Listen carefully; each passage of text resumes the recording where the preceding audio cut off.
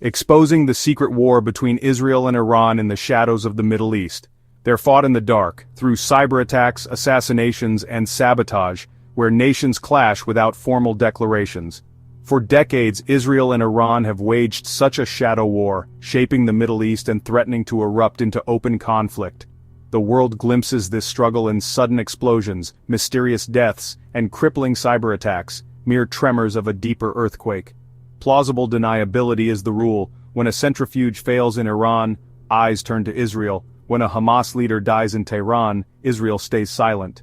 Intelligence agencies like Mossad and Iran's Revolutionary Guard play a deadly chess game, each move a warning and escalation. Cyber warfare is a primary weapon, digital attacks that can cripple power grids or military systems, leaving few fingerprints. Targeted assassinations eliminate key scientists and commanders, slowing enemy programs and spreading fear. Each strike invites retaliation, fueling a cycle of violence. What began as covert jabs has escalated, with recent years seeing direct missile exchanges and military operations. The hidden war is stepping into the light, its consequences rippling across the region and the world. Ordinary people now feel the impact, and global stability hangs in the balance. To understand today's crisis, we must first uncover this secret history. What I wish I knew at the height of Middle Eastern alliances instead of just after the revolution, Israel and Iran were once quiet allies. Before 1979, Iran's Shah led a secular, Western-leaning monarchy, sharing common enemies with Israel, Arab nationalists, and the Soviet Union. This pragmatic partnership was built on, "The enemy of my enemy is my friend." Both nations, non-Arab and US-aligned, cooperated deeply in intelligence and military affairs. Mossad and Iran's Savak shared intelligence, trained together, and ran joint covert operations. Israel supplied Iran with military tech and expertise. Iran provided Israel with vital oil. The alliance was secret, no formal recognition but robust behind the scenes. Israeli officials and businessmen frequented Tehran, and a de facto embassy operated there. This era was a golden age for both intelligence services, building capabilities that would later be turned against each other. The partnership was based on cold strategy, not shared values. For nearly 3 decades it worked, until revolution swept Iran. The coming upheaval would turn friends into bitter foes, setting the stage for today's shadow war. I bet you didn't know that Israel and Iran were once close allies, until everything changed in 1979. That year, Iran's revolution swept away the Shah and installed Ayatollah Khomeini's Islamic Republic. Khomeini's regime was fiercely anti-Western and anti-Israel, branding Israel the Little Satan. All ties with Israel were severed overnight. The Israeli embassy became a PLO office, and intelligence sharing ended. Oil stopped flowing, and Iran's new leaders made hostility toward Israel a core policy.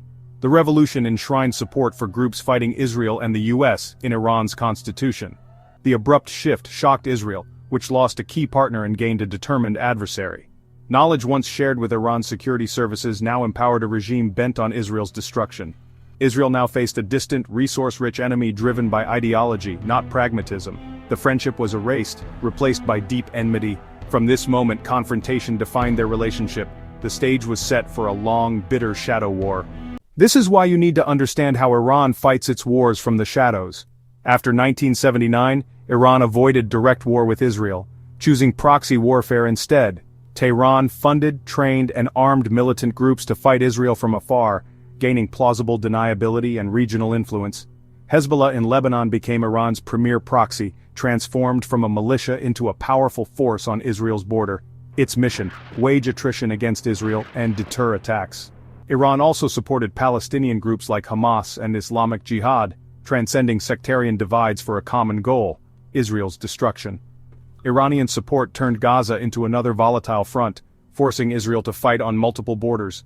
The October 2023 Hamas attack, enabled by years of Iranian backing, showed the deadly effectiveness of this strategy. Proxy warfare let Iran bleed Israel through constant conflict, while Israel struggled to strike back without escalating to all-out war. Fighting proxies embedded in civilian populations brought international condemnation and frustration. For decades, this proxy network defined the conflict, keeping the true adversaries just out of reach. Exposing the secret war in cyberspace and on the streets, this is how Israel and Iran took their conflict to a new level. Israel shifted tactics, targeting Iran's nuclear program directly through covert means. The infamous Stuxnet cyber attack in 2010, reportedly a US-Israeli operation, crippled Iran's Natanz facility by destroying centrifuges. Stuxnet was a digital weapon, causing physical destruction while masking its origins. Alongside cyber sabotage, a wave of assassinations struck Iranian nuclear scientists between 2010 and 2012. Motorcycle-riding assassins used magnetic bombs, others shot targets at close range. Israel never claimed responsibility, but the message was clear. No one in the program was safe. The goal: delay Iran's nuclear progress and instill fear. Iran retaliated with its own cyber attacks and plots against Israelis abroad. The shadow war became a vicious cycle of attack and counterattack, escalating tensions. Each operation pushed both nations closer to open conflict. The secret war was no longer just about proxies, it was a direct high-stakes battle in the shadows. Exposing the hidden battles in the 2010s, where diplomacy was just the surface and the real war raged in the shadows. Stuxnet and assassinations set the tone, but Iran adapted, moving facilities underground and boosting cybersecurity. Israel and its allies kept innovating, keeping the covert war alive. The 2015 Iran nuclear deal offered temporary relief, but Israel opposed it, fearing it didn't go far enough. The US withdrawal from the deal in 2018 reignited tensions. Iran ramped up enrichment and sabotage resumed. High-profile killings like nuclear chief Mohsen Fakhrizadeh in 2020 marked a new escalation. The US drone strike on IRGC Quds Force leader Qasem Soleimani, with Israeli support, was another turning point. Even with diplomacy, the secret war was the main event, setting the stage for even more dangerous confrontations. The decade ended with the shadow war as the central conflict in the region. I bet you didn't know how quickly the shadow war between Israel and Iran turned into open conflict in 2024. The old rules, plausible deniability and avoiding direct attacks, were shattered.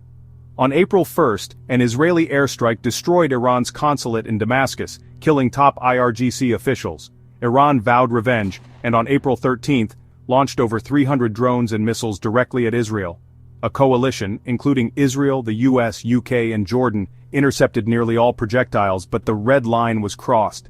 Israel responded with a strike on an Iranian airbase, signaling its reach. The conflict was now out in the open. Regular armies, not just proxies or hackers, were engaged. Throughout the year, Israel intensified strikes on Iran's proxies, assassinating Hamas and Hezbollah leaders in Tehran and Lebanon. Iran retaliated with another massive missile barrage in October. The era of shadow war was over. A new, unpredictable hot war had begun. The world watched as the conflict escalated, fearing regional catastrophe. The stakes had never been higher. I'm sure you've heard the news. By mid-2025, tensions peaked as diplomacy failed. The IAEA reported Iran was close to producing weapons-grade nuclear material, a red line for Israel. Israel launched Operation Rising Lion. Over 200 jets struck more than 100 targets across Iran, including nuclear sites and IRGC command centers. The goal: cripple Iran's military and nuclear capabilities for years. The strikes killed senior Iranian commanders and scientists, decapitating leadership and sowing chaos. Iran's response, over 150 missiles and 100 drones, hit Tel Aviv, bringing war to Israeli civilians. The US provided support but avoided direct involvement, while global oil prices surged. Netanyahu vowed to continue until the threat was neutralized. The shadow war had become a full-blown conflict, reshaping the Middle East. The world braced for the consequences. Why are there not more people talking about how the shadow war between Israel and Iran is reshaping the world? What began with cyber attacks and proxies now threatens regional catastrophe and global instability. Civilians in Tel Aviv, Tehran, Lebanon, and Gaza bear the brunt, while global markets reel from rising oil prices. Proxy wars fueled extremism and refugee crises. Cyber attacks set dangerous precedents for digital warfare. The relentless cycle of covert strikes eroded international norms and made diplomacy nearly impossible. Now, direct military exchanges threaten vital shipping lanes and the global economy.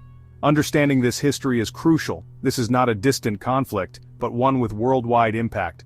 The war's outcome will shape global security and the future of nuclear non-proliferation. The hidden war is now unveiled. Ignoring its lessons would be a perilous mistake.